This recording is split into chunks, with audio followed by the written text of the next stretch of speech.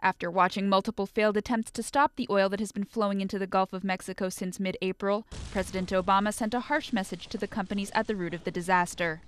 I did not appreciate what I considered to be a ridiculous spectacle during the congressional hearings into this matter.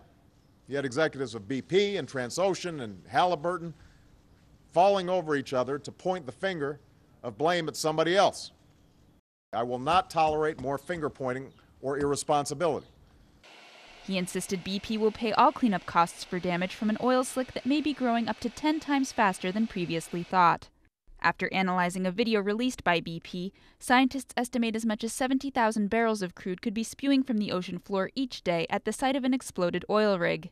Obama pledged to oversee a top-to-bottom reform of the regulatory agencies charged with enforcing environmental protection standards that apply to the oil industry. For too long, for a decade or more, there's been a cozy relationship between the oil companies and the federal agency that permits them to drill. Seems as if permits were too often issued based on little more than assurances of safety from the oil companies. That cannot and will not happen anymore. Future regulatory measures will be of little comfort to local fishermen and ecologists.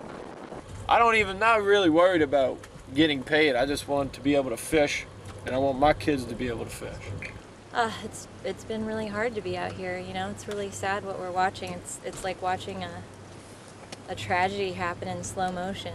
This couldn't have happened at a worse time. This is when animals are nesting. This is when the dolphins are giving birth.